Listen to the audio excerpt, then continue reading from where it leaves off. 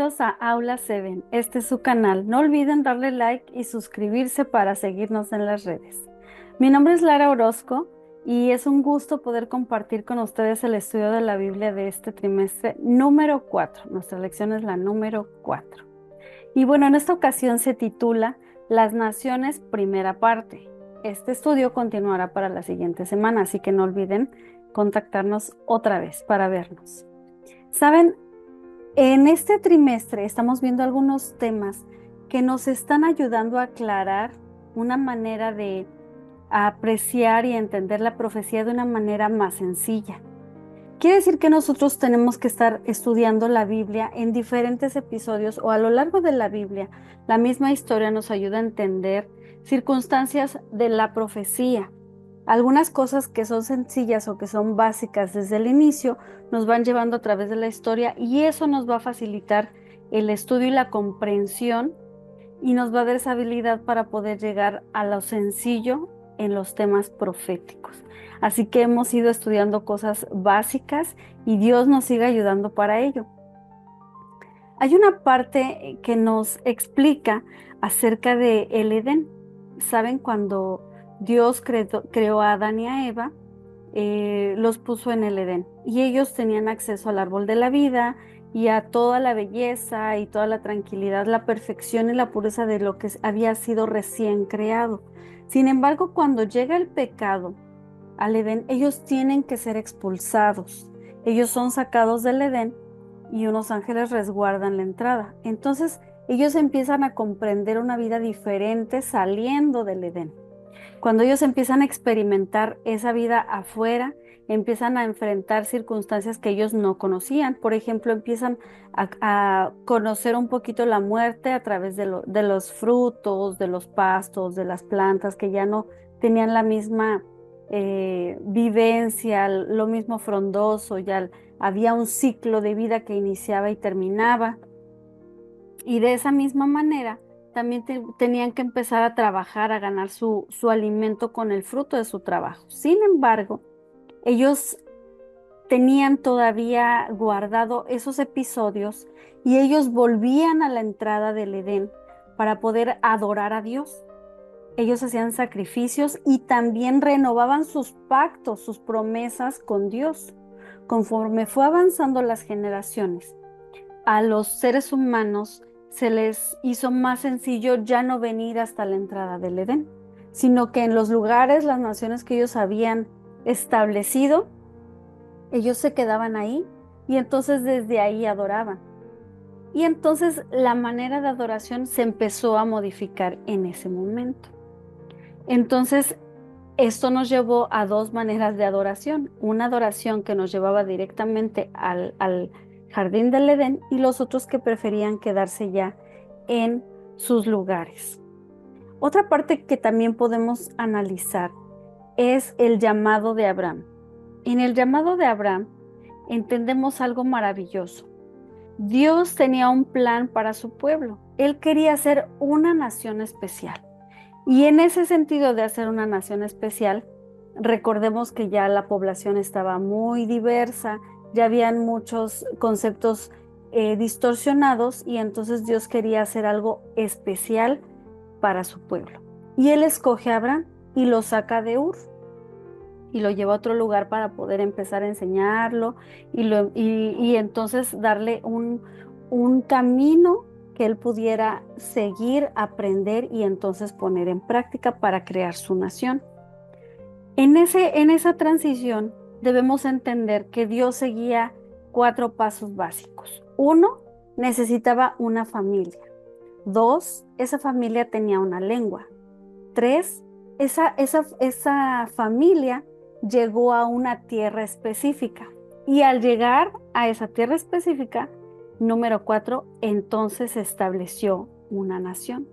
Dios utilizó a Abraham para poder cumplir este camino y poder establecer su nación. Y saben que Dios nos llama a nosotros también a ser una nación. Nos llama a ser gente especial, que seamos diferentes al resto de los demás, que nosotros podamos ser una persona, una familia con un lenguaje especial en una tierra específica y entonces podamos ser una nación en Cristo Jesús. Dios quiere lo mejor para nosotros. Y saben también que Dios,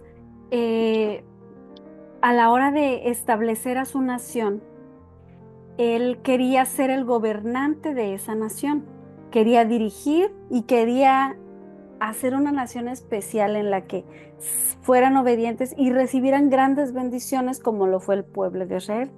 Sin embargo, llegó un momento en el que el pueblo de Israel decidió pedir un rey como las otras naciones. Recordemos que Dios había apartado a Abraham y lo puso con un camino especial porque quería una nación especial. Sin embargo, el pueblo de Israel, al ver que las naciones que lo rodeaban eran diferentes y tenían un rey, ellos en lugar de adaptar ese estilo de gobierno de Dios y que otros lo vieran e imitaran al pueblo de Israel, el pueblo de Israel empezó a imitar a las otras naciones y pidió a Dios un rey. Entonces, en ese momento Samuel se sintió muy dolido, pero Dios le dijo: mira, Samuel, no te niegan a ti, sino me niegan a mí. El pueblo de Israel ya no quería que su gobernante fuera Dios, sino querían un rey. Y aunque Dios les advirtió las consecuencias que esto tendría, como impuestos, como actitudes diferentes de los reyes, iban a tener a su gente como una milicia para luchar y todas esas circunstancias, ellos querían un rey como las otras naciones, ellos querían un gobierno diferente. Entonces, en ese sentido, Dios dice: bueno, está bien, les voy a dar un gobierno diferente, y entonces les pone un rey. A lo largo del proceso de estos reinados, hubo reyes muy buenos, pero también hubo reyes con mucha maldad. Y aunque hubo reyes con actitudes muy positivas, muy encaminadas a Dios, no dejaban de ser seres humanos. Y esos reyes cometieron grandes errores. Y mayormente todos los reinados del pueblo de Israel llevaban al pueblo, lo direccionaban al pecado y lo direccionaban a la idolatría. Aunque uno de los buenos reyes fue mencionado, por ejemplo, David, no dejaba de ser humano y cometió errores. Aunque a pesar de ello, Dios en su gran amor lo mencionó como un hombre conforme a su corazón. También podemos recordar a Salomón con su gran sabiduría. Y a pesar de su gran sabiduría, no dejó de ser humano y tenía también algunos errores. Imagínense si ellos, procurando el bien, se equivocaban. Imagínense los que estaban totalmente direccionados al mal. Este tipo de actitudes, este tipo de reinados, llevaban al pueblo de Israel al pecado. Llegó un momento en que ese pecado era tan grande y había tanta maldad y tanta dificultad en el pueblo de Israel, que podemos decirlo como en una frase coloquial: ya no tenían remedio. En ese punto tan extremo, Dios tuvo que tomar y tratar de purificar al pueblo de Israel. Y entonces se permite la invasión de Babilonia, donde se los llevan presos y los llevan de esclavos, y entonces ahí se tiene que reestructurar el pueblo de Dios. Y entonces de esa manera es que la historia del pueblo de Israel tenía que volver a cambiar.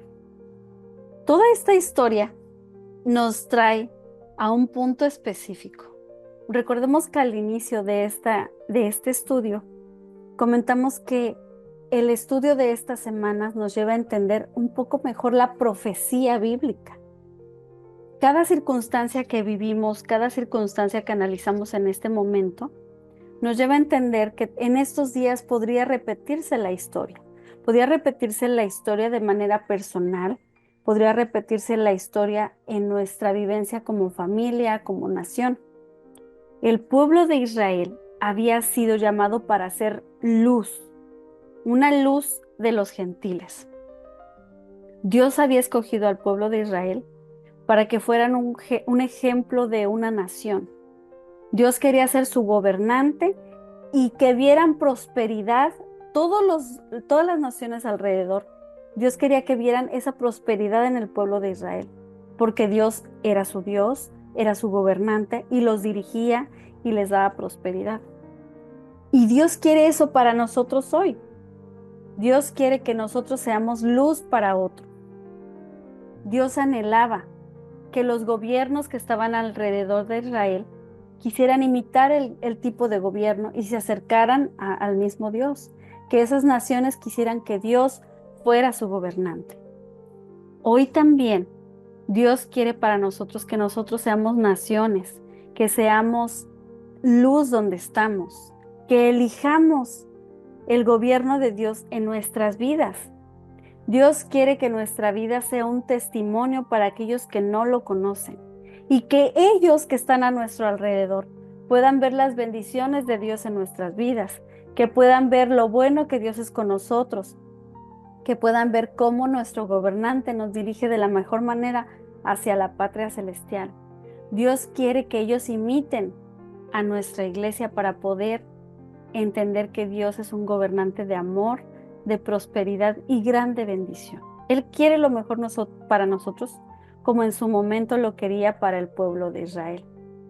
Yo te invito, recuerda que en Primera de Pedro nos dice que nosotros somos nación santa, pueblo escogido por Dios. Somos especiales, tenemos una misión que cumplir. Yo te invito a que puedas aceptar ese gobierno de Dios en tu vida, que puedas ser una luz donde quiera que estés, que puedas cambiar la historia de los que están alrededor de ti, que puedan ser imitadores de nosotros y que nosotros los podamos encaminar al reino de Dios para gloria y honra de Él. Y hoy, ¿qué decides tú?